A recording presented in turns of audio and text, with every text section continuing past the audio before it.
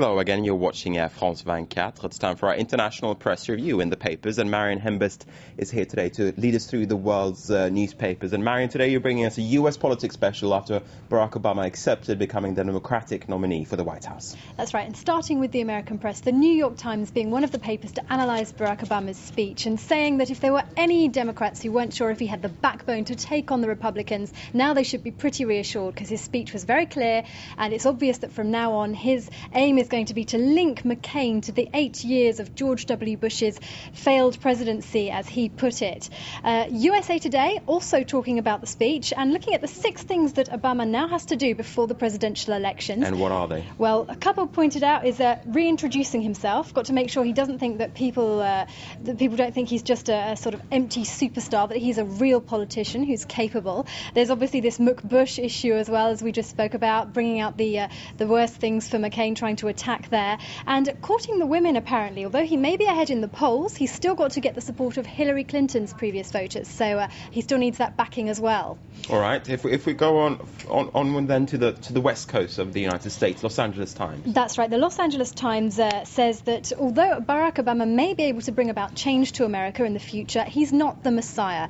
It seems to be that there are some Democrats waiting for him to miraculously change the country overnight. Well, if they want him to be able to make his reforms, they need to get behind him and give him support. It's got to be a group effort.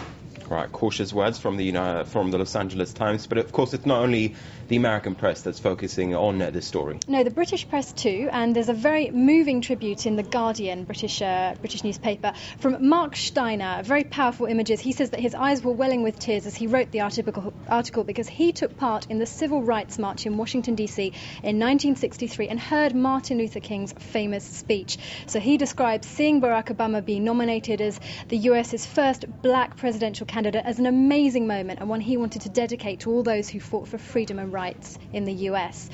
We also looked at the French press this morning, and the Libération, the journalist there, pointed out that this is, of course, a 2-horse race. We've been focusing very much of late on the Democrats. The Republicans have also been busy setting up a war room in Denver, not far from where the Democrats have been, and 30 young campaigners there, apparently in a rapid intervention unit, listening and tracking the convention and picking out quotes from speakers which highlight the fact that Obama might not have the same skills and experience that their candidate has. And of course the Republicans, they will get their time in the spotlight next week when they hold their convention in Minneapolis and St. Paul.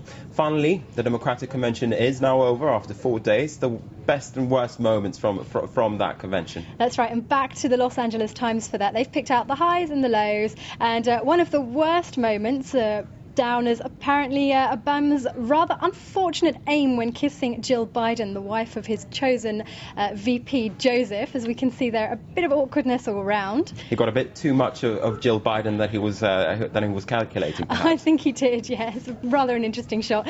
And one of the best moments was put down as Michelle Obama's speech on the opening day. She's described as having performed like an Oscar winner, so she did them all proud. What's your favourite moment from the Democratic convention? Well, there were lots of high points, but I think having Senator Edward Kennedy there was a great point. People were hoping that he'd be able to go there and speak, and of course he did in the end. So that was a definite positive for Obama. Indeed, defying his brain cancer. That's right, yeah. Thanks very much, Marion Hembest, for that press review, and thank you for watching. Stay with us here on France 24.